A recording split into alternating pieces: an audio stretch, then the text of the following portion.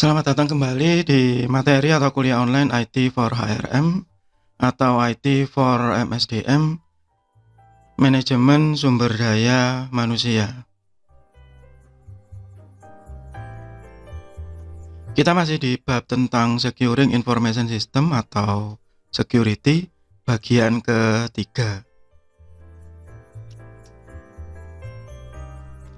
Di bab sebelumnya kita berbicara tentang beberapa jenis abuse di sistem informasi secara teknis, dan juga ada yang dari manusia, yaitu semacam social engineering, identity theft, ya, dan sloppy prosedur, ya, yang berasal dari manusia.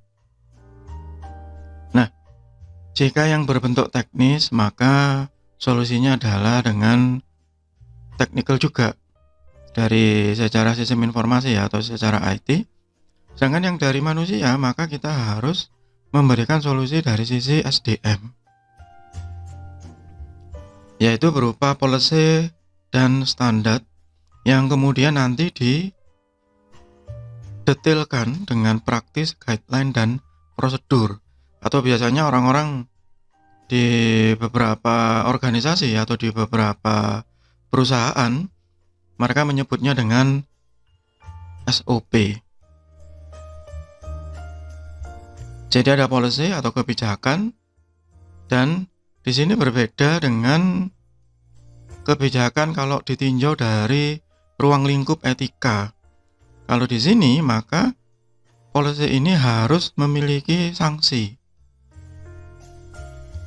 Sedangkan standar itu dibangun berdasarkan policy atau kebijakan tadi, yang kemudian didetailkan dengan praktis, ya, praktek, guideline, dan prosedur.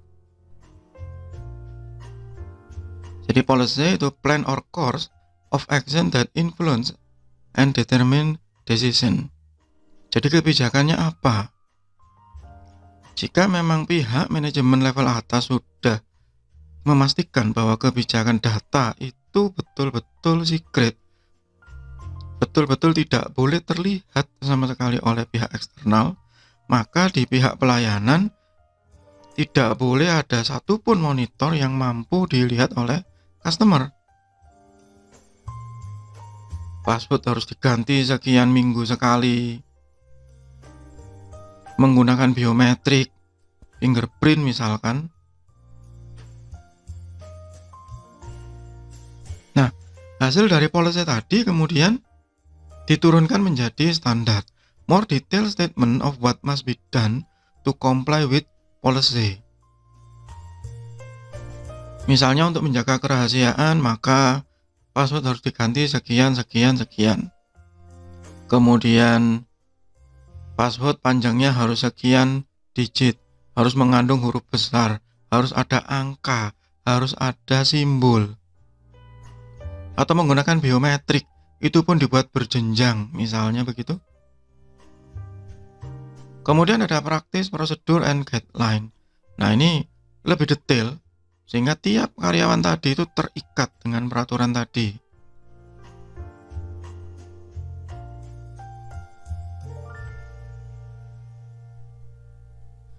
Khususnya di sistem informasi, maka biasanya kita mengenal namanya InfoSec atau Information Security.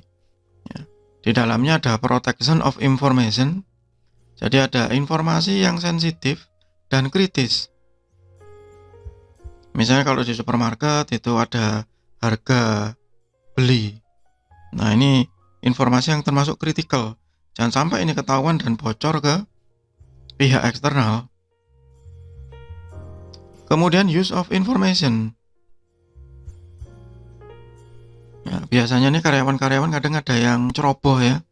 Kemudian lembur begitu dan membawa data dari kantor ke rumah. Dikerjakan di laptop, kemudian laptopnya dipakai oleh anaknya atau yang lain, dan sengaja atau tidak sengaja bocor. Ya, mungkin seharusnya perusahaan tadi menerapkan kebijakan policy bahwa data yang ada di perusahaan ya stay in perusahaan.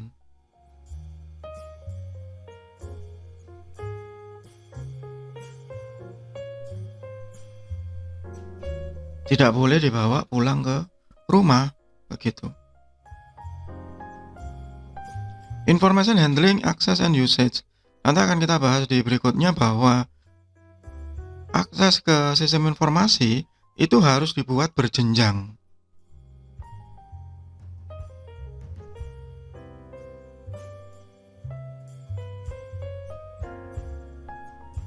Nah, di infosec ini harus ditegaskan ada namanya violation of law.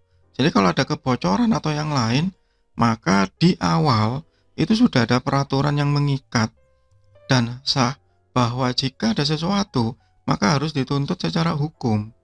Tidak kemudian seenaknya saja. Revocation of access privilege. Company reserve the right to revoke user information technology privilege at any time. Jadi misalnya ada yang dibutuhkan, maka data itu harus digunakan secara baik. Contoh misalnya di perbankan gitu ya. Ketika ada satu kejahatan, entah itu terorisme, kejahatan korupsi ya, tindak pidana korupsi atau tipikor, maka biasanya pihak bank tadi akan diminta oleh pihak berwenang untuk membuka data. Nah, sekarang pertanyaannya, boleh atau tidak? Boleh Pak, karena sudah ada undang-undang tipikor, undang-undang tindak pidana korupsi. Nah, kemudian pertanyaannya berubah lagi. Sekarang perbankannya atau banknya tadi mau tidak? Dengan alasan apapun, yaitu revocation of access privilege. Industri spesifik infosec standard. Jadi beberapa industri, beberapa jenis usaha itu memiliki standar khusus. Misalnya di bidang kesehatan. Kalau di luar negeri ada namanya HIPAA, HIPAA gitu ya. Itu kalau saya jelaskan secara umum, perlindungan terhadap data pasien. Yang sebenarnya itu juga ada di Indonesia. Kemudian tadi perbankan, perlindungan terhadap data nasabah misalnya. Ya, dan itu ada sendiri-sendiri di perbankan. Kalau e-banking harus memenuhi standar security begini. Ya. Tapi bagaimana dengan industri yang lain? Nah, itu belum. Secara spesifik, ya kalau tadi hanya sekedar informasi secara umum, tapi secara umum setiap perusahaan harusnya menerapkan sistem spesifik policy atau SIS-based. Biasanya begitu kalau kita di bidang sistem informasi ya. Nah, biasanya ada fungsi atau standar atau prosedur, atau tadi saya bilang biasanya disebut SOP, ya, yang digunakan pada saat konfigurasi atau maintenance system. When configuring or maintaining system. Biasanya SPS ini digunakan oleh orang-orang yang terlibat langsung di IT. Jadi ada manajemen guidance, misalnya backup server. Siapa yang bertanggung jawab?